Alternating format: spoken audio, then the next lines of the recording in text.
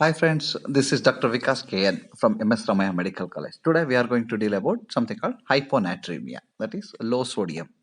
Okay, low sodium in the body. Sodium means salt, a common salt what we use. It's an electrolyte which is very important in the body. When we are dealing with hyponatremia, sodium levels of anything below 125 millimoles per liter in the blood is called hyponatremia. So around 20 to 25% of the hospitalized patient do have hyponatremia, and it's why it is important, because it causes mortality and morbidity, and rapid correction of this hyponatremia, that is rapidly treated by any doctor, can cause neurological symptoms. So neurological manifestation when hyponatremia is there can be classified as mild, moderate and severe based on the blood levels. If it in case of severity, it can range something from confusion to coma, that is whenever the sodium levels are less than 125 milliequivalents per liter. Whereas mild to moderate, there will be something called non-specific symptoms like nausea, malaise will be there. Okay, again we are going to deal about the etiology of this hyponatremia. It has classified as hypovolemic hyponatremia, euvolemic hyponatremia and hypervolemic hyponatremia based on the volume status of the patient. It is also classified based on the tonicity, that is serum osmolality, which you can calculate using the above formula, as hypertonic, isotonic and hypotonic. Whereas hyper and isotonic, most of the times the tonicity will be determined by something like hyperglycemia or pseudo hyponatremia. Whereas in hypotonic, most of the time sodium deficiency will be the cause.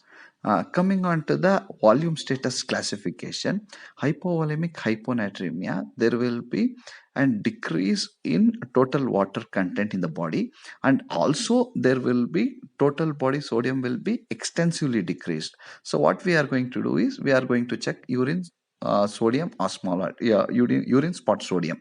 If it is more than 20, most of the times renal causes will be there, like diuretic excess, mineralocorticoid deficiency, ketonuria, osmotic diuresis will be the cause.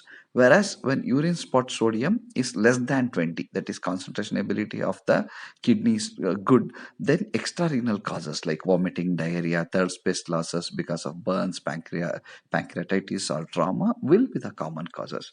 Coming on to the euvolemic, where no edema will be there, in those patients the total body water will be slightly excess, but total body sodium will be near normal.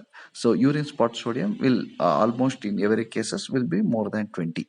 So the common causes are glucocorticoid deficiency, SIADH, all those causes. Coming on to the hypervolemic hyponatremia, here total body water will be extensively excess and total body sodium will be slightly excess. Common causes are acute or chronic renal failure, nephrotic syndrome, cirrhosis and cardiac failure will be the common causes. Here whenever urine spot sodium is more than 20, it is most of the time renal causes. Okay, this is the most important slide which you should concentrate, because whenever we are dealing with the hyponatremia, you have to check for the serum osmolality. If it is more than 220, then it is tightly classified as pseudo hyponatremia, which is iso or hypertonic. Whenever serum osmolality is less than 220, it is hypotonic hyponatremia. Again you have to check for urine osmolality. If it is less than 100 milliosmoles, then it is the cause will be primary polydipsia or low salt intake. When serum osmolality is more than 100, then it is again classified based on the volume status. In hypovolemic status, if urine spot sodium is more than 20, then the renal causes will be the etiology. If it is less than 20, the extrarenal causes will be the etiology. This is most important. Treatment is again NaCl correction, either 0.9% or 3% NaCl based on the severity of the patient. Whereas when we are dealing with euvolemic patients, that time SIADH and other causes like hypothyroidism, adrenal insufficiency will be the cause. Fluid restriction will be the main treatment in this.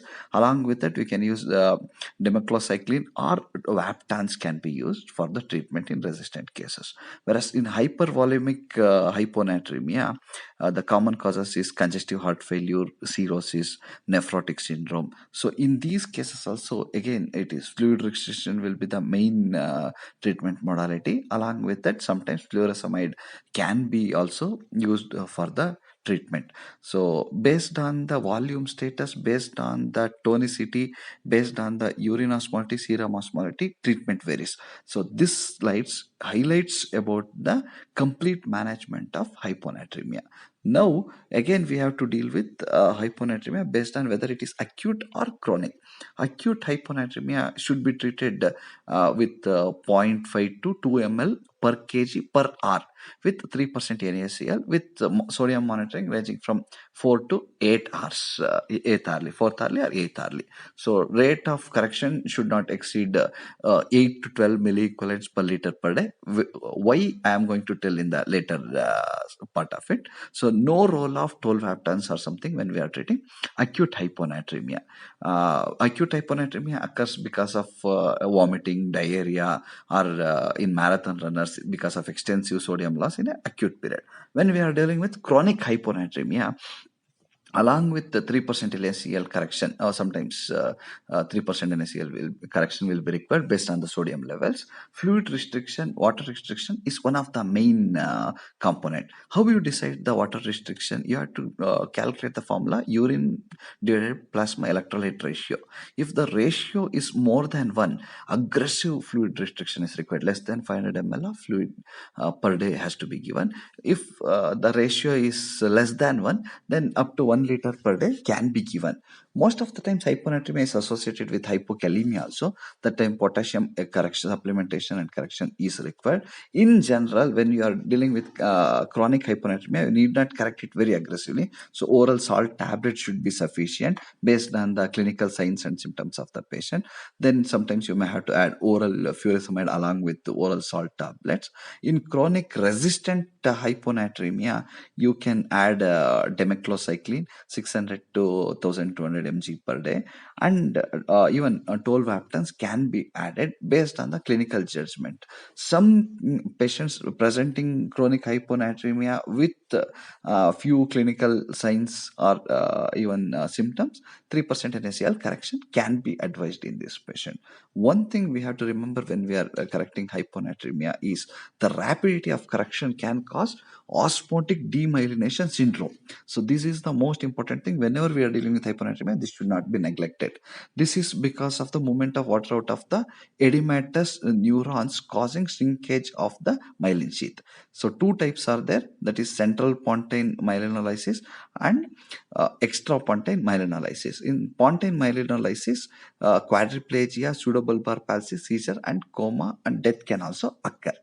Okay, thank you for watching this video.